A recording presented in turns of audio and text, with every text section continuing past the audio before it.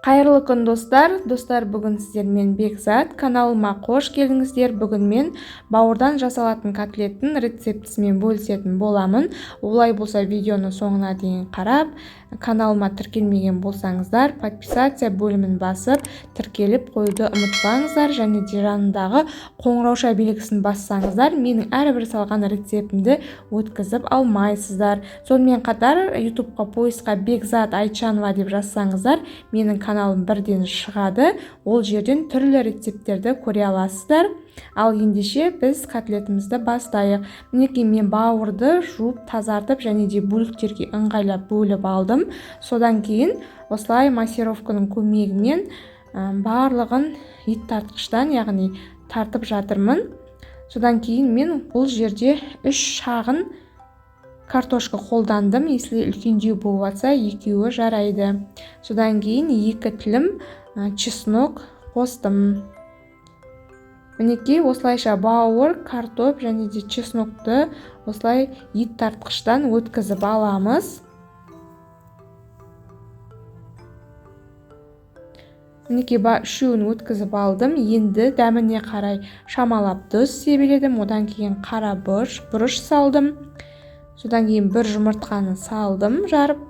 Одан кейін үстіне 1 стаканды толтырмай сүт құйдым. Содан кейін қасықтың көмегімен араластырып, бетіне шамалап ұн себеледім. Мінекей осымен біздің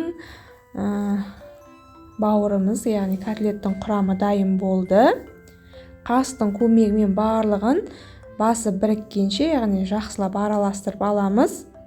Содан кейін орташа отта қызып тұрған майда 2 жағын алма-кезек қуыратын боламыз.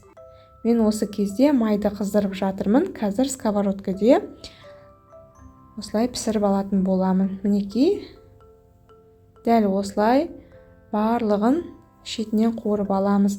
Негізі бауырдан жасалған әрбір тағам өте пайдалы болып келеді.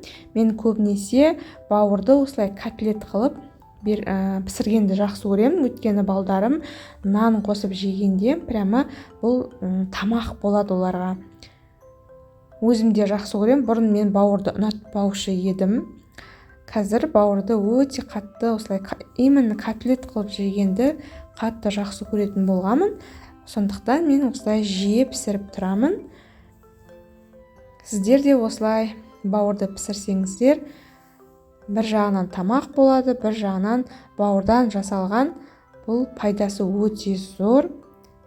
Сондықтан үй іштеріңізге осылай пісіріп берсеңіздер керемет болады. Мінекей достар, менің бауырдан жасалған котлетім дайын болды. Өздеріңіз көріп тұрғандай. Енді осыны қазір мен өзімнің балдарыма ұсынатын боламын. Олар прямо піскенін күтіп жүреді. Қатты жақсы көреді. Өйткені дәмді болып шығады. Сіздер де жасап көріңіздер достар. Менің рецептім ұнап жатса, және де каналыма тіркелуді ұмытпаңыздар. Подписация бөлімін басып, комментарияға лайк басып, комментария қалдырып қойсаңыздар болады. Сау болыңыздар. Келесі видеода кездескенше.